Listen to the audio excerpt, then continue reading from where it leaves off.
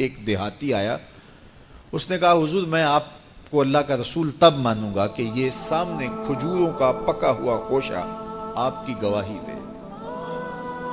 فرمایا تب تو مان جائے گا؟ اس نے کہا انکار کی گنجائش ہی نہیں۔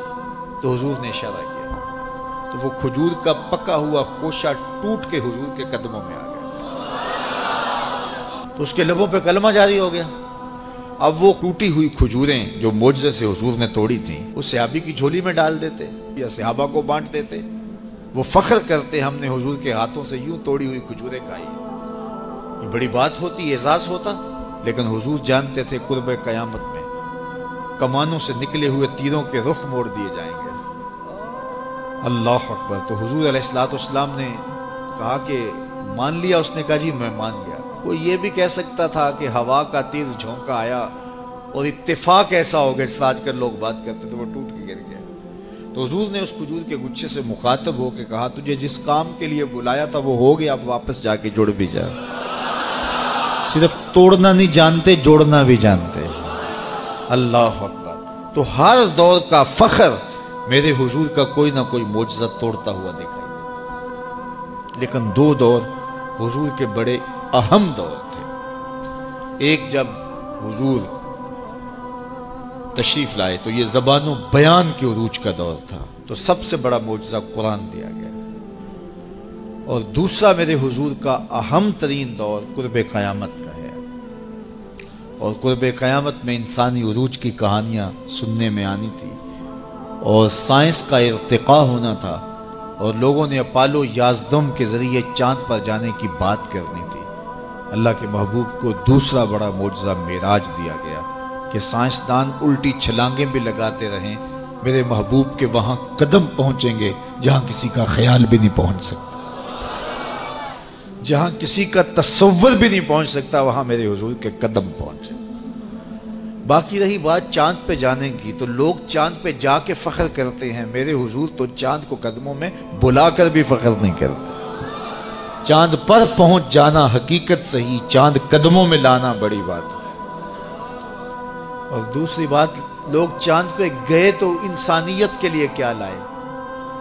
وہ کہتے تھوڑی سی مٹی اٹھا لائے تھے، یہ چاند کی مٹی ہے، تو زمین پہ مٹی پہلے تھوڑی تھی کہ اور آگے خاک ڈال دی چاند کی۔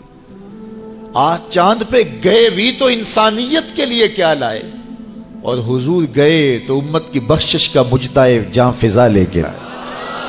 حضور گئے تو بندگی کا شعور امت کے لیے لائے، اور لوگوں کو بتایا کہ اس کی حضور بندگی کرو، پیشانی سجدے میں رکھو گے، الصلاۃ معراج المومنین، تمہارا نماز کے لیے جھک جانا تمہارا معراج کہلائے گا، تمہارا عروج اور بانک پن کہلائے گا۔ تو ہر دور کا کوئی نہ کوئی بانک پن ہوتا ہے۔ تو قرب قیامت میں سائنسی ارتقاء کی کہانیاں ہم نے دیکھنی تھی، لوگوں نے چاند پہ جانے کی باتیں کرنی تھی، مریخ کے سفر کی تیاریاں ہونی تھی، تو اللہ تعالیٰ نے اپنے محبوب کو دوسرا بڑا معجزہ معراج دیا کہ سائنسدان الٹی چھلانگیں بھی لگائیں، لیکن وہاں ان کا تخیل بھی نہیں پہنچ سکتا جہاں محمد عربی کے قدم پہنچ گئے۔ کوئی حد ہے ان کے عروج کی، بلغ العلا کمال، وہ ان بلندیوں تک پہنچے جہاں کسی کا تصور بھی نہیں جا سکتا۔ ڈٹھے ورق قرآن دے پول سارے، تیری شان جیا نہیں کوئی ہور ڈٹھا، تیری شان دا کرے مقابلہ جڑا انہوں عاشقاں اصلی چور ڈٹھا۔ کوئی نور آکھے کوئی بشر آکھے، پیندہ رات دنے ایہو شور ڈٹھا، اللہ والیاں گل مکا دیتی تساں ہور ڈٹھا اساں ہور ڈٹھا۔ تم نے حلیمہ کی بکریوں کے پیچھے پیچھے دیکھا ہے، سدرہ پر جبریل کے آگے آگے نہیں دیکھا۔ وہ ان رفتوں تک پہنچے، ان بلندیوں تک پہنچے جہاں کسی کا تصور بھی نہیں جا سکتا۔ کوئی فلک تے رہ یار گیا، کوئی جا سدرہ تے ہار گیا، ایک کالیاں زلفاں والا سی جڑا عرش تو بھی لنگ پار گیا۔ ان بلندیوں تک پہنچے جہاں کسی کا تصور بھی نہیں جا سکتا۔ وہ کسی نے کہا نور بشر دا جھگڑا چلیا تے سدرہ تے جا کے گل مک گئی، اور میں کہتا ہوں سدرہ دور کی بات ہے، مسجد اقصیٰ میں کام پورا ہو گیا۔ نور بھی پیچھے کھڑے ہیں، بشر بھی پیچھے کھڑے ہیں، حضور مصلی پہ کھڑے ہیں، سدرہ میں آ کے گل مک گئی۔ نہیں، میں کہتا ہوں مسجد اقصیٰ میں گل مک گئی، اس سے بھی پیچھے آ جاؤ، میں کہتا ہوں ہانی کے گھر میں گل مک گئی۔